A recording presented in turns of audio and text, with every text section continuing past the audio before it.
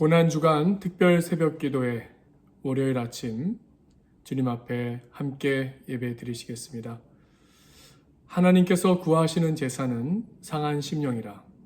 하나님이여, 상하고 통회하는 마음을 주께서 멸시하지 아니하시리이다. 아멘. 주님께 찬양 드리기 원합니다. 찬송가 149장 주 달려 죽은 십자가 함께 찬양합니다.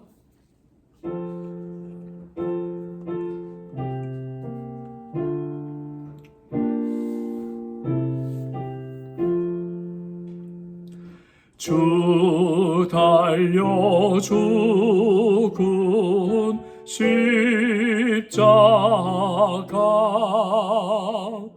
우리가 생각할 때에 세상에 속한 욕심을 헛된 줄 알고 버리네. 죽으신 구주 밖에는 자랑을 말게 하소서.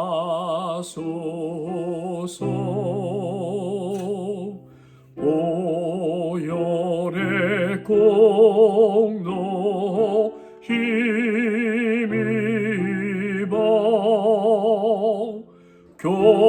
교만한 마음을 버리네. 못 박힌 손발 보니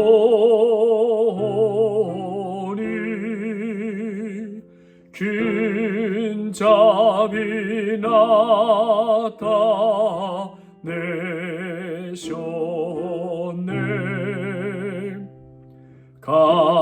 가시로 만든 면류관 우리를 위해 쓰셨네. 온 세상 만물 가져도 주 은혜 못 갚겠네. 놀라운 사랑 받은 나 몸으로 재물 쌓겠네.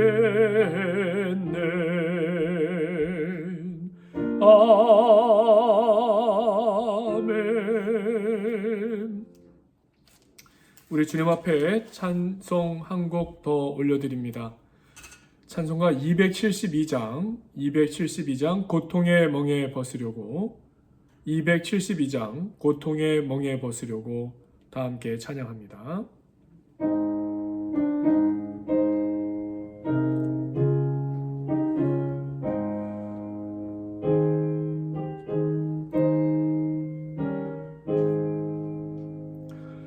고통의 멍에 벗으려고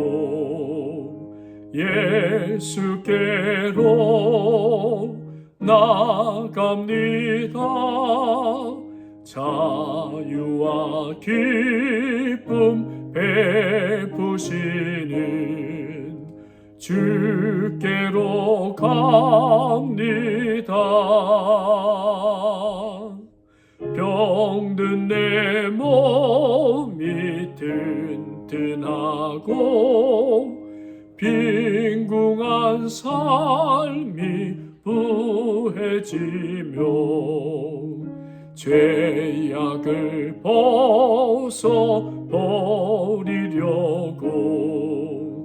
주께로 갑니다. 낭패와 실망 당한 뒤에 예수께로 나갑니다. 십자가 은혜 받으려고 주께로 갑니다. 슬프던 마음 위로받고 이 생의 풍파 잔잔하며 영광의 찬송 부르려고 주께로 갑니다. 교만한 마음을 내버리고 예수께로 나갑니다. 복되신 말씀 따르려고 주께로 갑니다. 실망한 이 몸 힘을 얻고 예수의 크신 사랑받아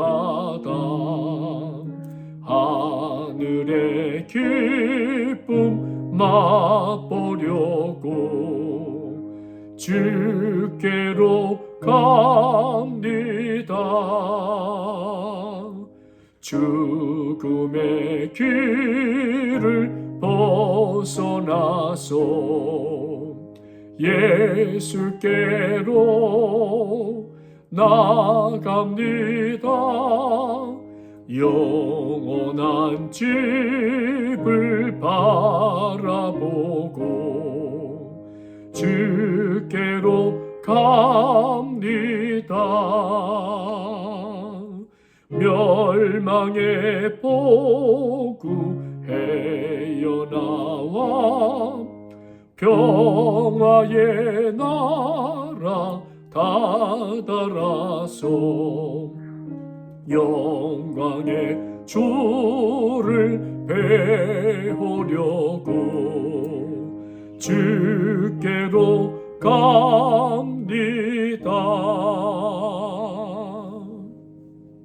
아멘. 우리 먼저 기도의 시간을 드리겠습니다. 아버지 하나님이시여, 고난주간의 첫날 새벽의 시간, 동이 터오기 전 가장 어두운 시간, 주님 앞에 나와 기도하며 먼저 우리의 죄를 주님 앞에 내놓습니다. 이른 아침 떠오르는 동토오는 아침과 함께 우리 심령에 티끌같이 작은 부스러기처럼 미약한 죄된 것이라도 주여 구하오니 우리를 깨끗게 하시옵소서. 우리를 씻어 주시옵소서. 양털처럼 희게 하여 주시옵소서. 주님이시여, 오늘 이 아침 약하고 헤매는 우리들을 위하여 이 세상에 오셔서 보여주신 우리 주 예수 그리스도의 복된 생애와 죽음으로 부활로 나타내신 영원하고 온전한 하나님의 사랑을 기억하나이다. 주님이시여, 내게 능력을 주시사 우리 주님과 더불어 교제하며 주님 받으신 고통을 묵상하게 하시고 나로 하여금 주께서 보이신 열정과 평화의 비밀을 배우게 하시옵소서. 주여, 겟세마네 동산을 기억합니다. 또 유다의 반역한 사실도 기억합니다. 베드로가 주님을 3번씩이나 부인한 것 기억합니다. 모든 제자들이 주님을 버리고 도망한 것도 기억합니다. 주님 맞으신 채찍도 기억합니다. 주님 쓰셨던 가시면류관도 기억합니다. 저들이 감히 주님에게 침을 뱉은 것도 기억합니다. 저들이 감히 주님의 머리를 갈대로 친 것도 기억합니다. 주님의 십자가의 고초를 기억합니다. 주께서 장목으로 상한 손과 발의 상처를 기억합니다. 주님이 십자가상에서 목마르다 하셨던 것을 기억합니다. 나의 하나님이여, 나의 하나님이여, 어찌 나를 버리셨나이까 하신 우리 주님의 부르짖음을 기억합니다. 주여, 우리는 주님의 당하신 그 고통과 인내를 기억하지만 알기도 어렵고 말할 수도 없는 너무나도 제한적이고 부족한 저희들입니다. 그러나 주님이 십자가에 달리셔서 받으신 이 모든 고통, 결국 우리를 위한 것임을 이 시간 우리는 믿습니다. 그 결과 자비가 한이 없으신 하나님이시여, 내가 지금 무릎을 꿇고 주님 앞에 기도하옵나니 나로 하여금 그리스도의 십자가를 통해 얻은 새 생명과 구원을 얻은 은혜를 누렸던 우리 믿음의 선진들 가운데 주님, 나도 들게 하여 주시기를 원합니다. 이 세상에 오셔서 감당하신 주님의 고통으로부터 구원의 능력이 지금 나의 영혼에도 흐르게 하시옵소서. 이제 나로 하여금 죄사함 받은 은혜를 발휘하며 살아갈 수 있게 하시옵소서. 그리하여 이제 나로 하여금 오늘 하루를 살며 나의 삶의 현장에 많은 무거운 것과 고통의 짐을 주님과 함께 나누어지는 것을 배우게 하시옵소서. 고난주간을 맞이하며 먼저 주님 앞에 기도하오니 저희들의 마음, 저희들의 간구, 또한 주님께 드리는 저희들의 간절한 소원을 받으시옵소서. 예수 그리스도의 이름으로 기도하옵나이다. 아멘. 오늘 이 새벽에 묵상할 말씀 마가복음 11장 15절에서 19절까지의 말씀입니다. 마가복음 11장 15절에서 19절까지의 말씀, 이 말씀을 제가 읽겠습니다. 마가복음 11장 15절에서 19절입니다.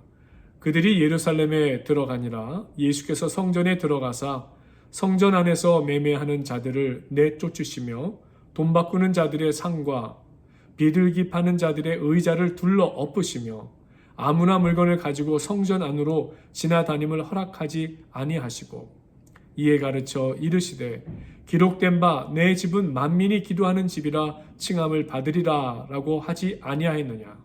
너희는 강도의 소굴을 만들었도다 하시매 대제사장들과 서기관들이 듣고 예수를 어떻게 죽일까 하고 꾀하니 이는 무리가 다 그의 교훈을 놀랍게 여김으로 그를 두려워함이러라. 그리고 날이 저물매 그들이 성 밖으로 나가더라. 아멘.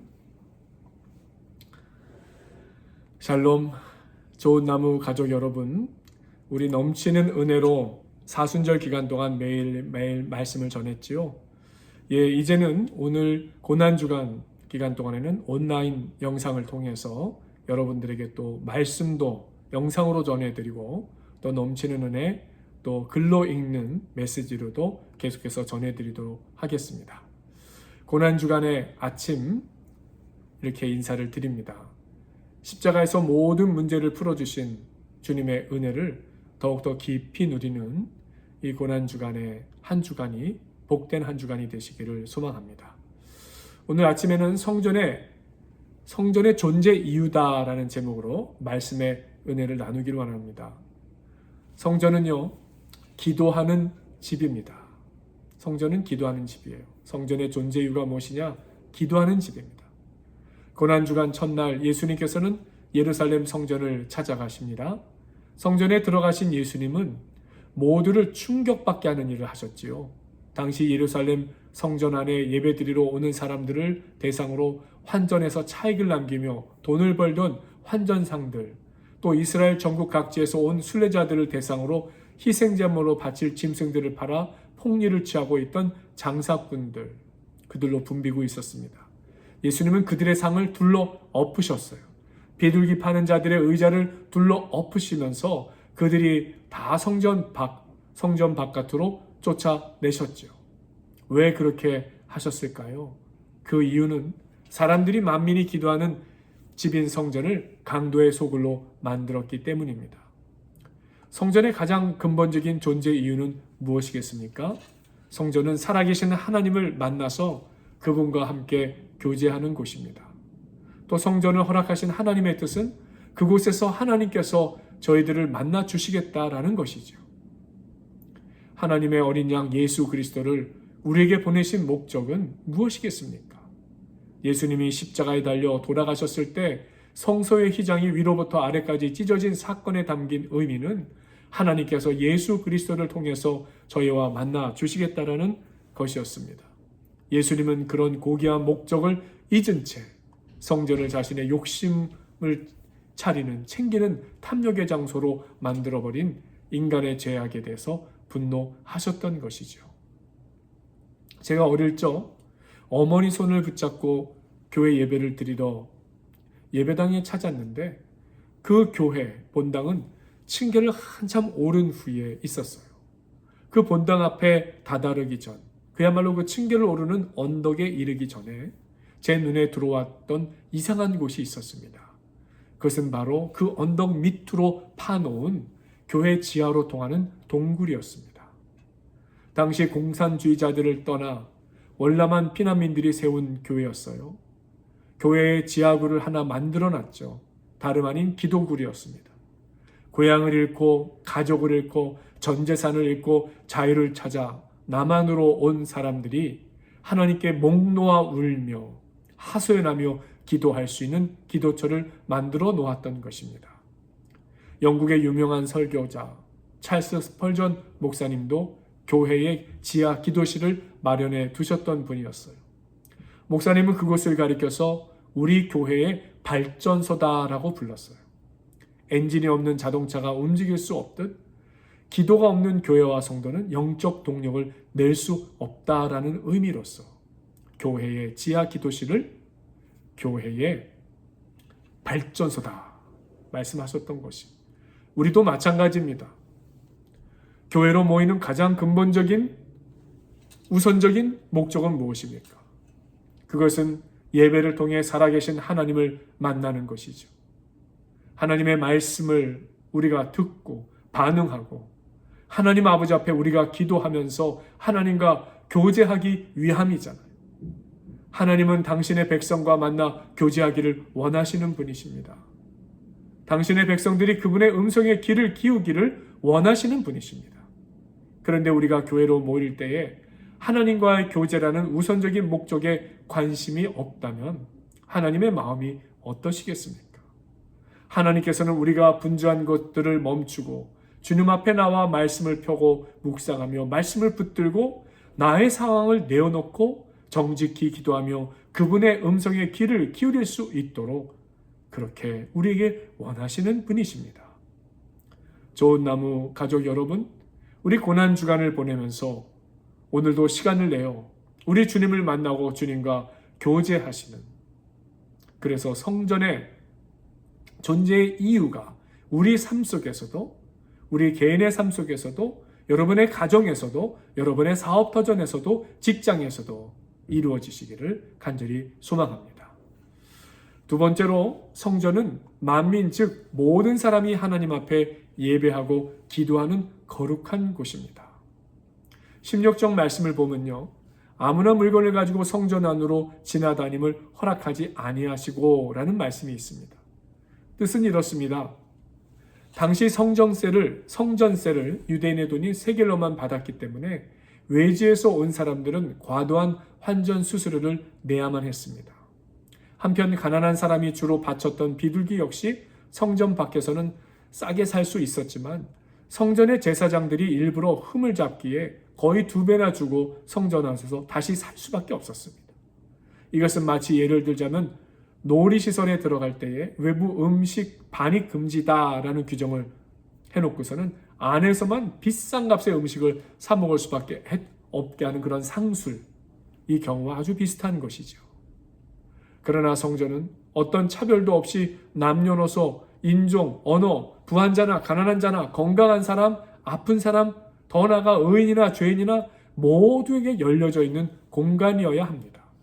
누구나 하나님 앞에 나와 그분의 자비와 용서를 또 은혜와 사랑을 구할 수 있는 곳인 것입니다. 우리가 모여 예배하고 성도의 교제를 나누는 공동체가 모든 이들에게 열려있고 하나님께 예배하고 주의 임재를 경험하기를 또한 간절히 소망합니다. 세 번째로, 성전은 인간의 탐욕이 정리되고 심령이 정화되고 또한 거룩함을 회복하는 곳입니다. 15절 말씀이에요. 예수님께서 성전 안에서 매매하는 자들을 내어 쫓으시며 상을 둘러 엎으시며 라는 말씀이 있어요. 우리가 예배하는 성전은 사람 개인의 이기심, 세상적인 욕망, 허영은 들어올 수 없는 곳이어야 돼요. 하나님의 거룩함을 맛보는 곳이어야 해요. 즉 내 생각과 내 기준, 내 감정과 욕망에서 하나님의 생각과 기준, 주님의 마음과 열심을 알게 되고 사모하게 되고 따르고자 결단하는 곳, 바로 그것이 우리가 예배하는 성전인 것입니다. 사랑하는 성도 여러분, 우리가 모여 예배하는 성전이 모일 때마다 우리의 이기심이나 욕망이나 세상적인 기준이 내려놓아지고 하나님의 말씀이 오히려 기준이 되고 주님의 마음을 사모하고 알고자 기도하게 되고 주님의 뜻을 깨닫고 따르고자 힘쓰는 곳이요 공동체가 되기를 간절히 소망합니다. 기도하겠습니다. 주님, 오늘 하루도 순간순간마다 나의 욕망이나 이기심이 기준이 되게 마시고 주님을 묵상하며 주님의 말씀이 기준이 되고 주님 마음 품고 주님과 동행하게 하시옵소서. 예수 그리스도의 이름으로 기도하옵나이다. 아멘. 오늘 하루도 계속해서 기도하시고 또 우리 주님과 동행하시는 귀한 하루 되시기를 축원드립니다.